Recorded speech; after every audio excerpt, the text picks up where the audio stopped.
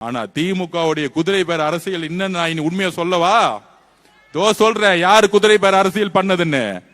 நம்ம தலைவர் முதலமைச்சர் ஆகக்கூடாதுன்னு திமுக தலைவர்களும் அதுல குறிப்பா நம்ம இளவரசர் உதயநிதி அவர்களும் ஒரு பெரிய அரசியல் பண்றாங்களா. என்ன அரசியல்னா, ஃபர்ஸ்ட் முக ஸ்டாலின் இதுக்குள்ள வரல, உண்மையை சொல்லிடுறேன் நான். அவரு தோல்வியுற்று அமைதியா தான் இருந்தார். ஆனால் திரு இளவரசர் உதயநிதி அவர்கள் இருக்காரு, என்ன ஆனாலும் விஜய் அவர்கள் முதலமைச்சராக வரக்கூடாது, என்ன ஆனாலும் பரவாயில்ல, என்ன பண்ணிக்குவாங்க, அவ்வளவு வெறி. ஆனா முடிஞ்சிச்சுல்ல, கடைசி வாரிசா முடிச்சிட்டார்ல, ஏதாச்சும் பண்ணலாம். யாருக்கிட்ட பேச்சுவார்த்தை பண்ணது? திரு இபிஎஸ் அவர்கள் பழனிசாமி அவர்களோட திரு உதயநிதி அவர்கள் பேச்சுவார்த்தை பண்றாரு.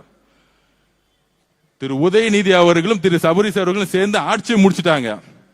அடுத்து திமுக கட்சியை முடிக்கிறதுக்கு வேலை பண்ணிட்டு இருக்காங்க. இப்படிதான் தலைவர் விஜய் அவர்கள் ஏத்து நின்று ஆட்சி போச்சு. இப்ப திருப்பியும் இவர் முதலமைச்சர் உட்கார வைக்க கூடாதுன்னு இபிஎஸ் ஐயா கிட்ட பேசினா என்ன ஆகும்? எங்கேயாச்சும் அண்ணா உருவாக்கிய கட்சி, சமூக நீதி பேசிய கட்சி, மதசார்பு சொல்லக்கூடிய கட்சி, தேர்தலுக்கு முன்பு திரு முக ஸ்டாலின் அவர்கள், ஏன் திரு உதயநிதி அவர்கள் திரு எடப்பாடி பழனிசாமி பார்த்து என்னெல்லாம் கேள்வி கேட்டாங்க? பிஜேபியை தமிழகத்தில் ஆட்சி கட்டில ஏற துடிக்க வைக்கிறது திரு இபிஎஸ் பழனிசாமி அவர்கள். அதிமுக தான் இவங்களுக்கு ஓட்டு போட்டா பிஜேபி ஆட்சிக்கு வந்துச்சு. இது அண்ணா திராவிட முன்னேற்ற கழகம் கிடையாது, இது அமித்ஷா முன்னேற்ற கழகம். இப்படி பிரச்சாரம் செஞ்சது யாரு? திரு முக ஸ்டாலின் அவர்கள். இன்னொருத்தர் யாரு? இளவரசர் உதய அவர்கள். இன்னையில இருந்து அவர் இளவரசர்னு வச்சிருவோம். இளவரசர், அந்த இளவரசர் உதய அவர்களுக்கு ஏன்னா பட்டாபிஷேகம் பண்ணி தானே உட்கார வச்சிருக்காங்க.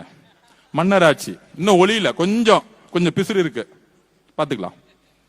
அப்ப பட்டாபிஷோட உட்கார்ந்துட்டு இருக்க இளவரசர் ஒரு அரசியல் ஞானி மாதிரி, கலைஞர் உருவாக்கிய, கடினப்பட்டு உருவாக்கிய அந்த கட்சியை அதிமுகவோட சேர்ந்து வெளியிலிருந்து ஆதரவு கொடுப்பாங்களாம். திரு இபிஎஸ் பழனிசாமி முதல்வர் ஆயிடுவாராம். என்ன சூழ்ச்சி பாத்தீங்களா? இந்த சூழ்ச்சி நமக்கு தெரிஞ்சிருச்சு, வந்துருச்சு. ஒரு நேரத்தில் 8ஆம் தேதி மத்தியானம் தகவல் வருது, 7ஆம் தேதி நைட்டு தகவல் வருது, இபிஎஸ் அவர்கள் ஞாயிற்றுக்கிழமை பதவியேற்க போறாரு, எல்லாம் முடிஞ்சிருச்சு அப்படின்னு. ஆனா கம்யூனிஸ்ட் தோழர்களும் விசிக தோழர்களும் சப்போர்ட் பண்ணல.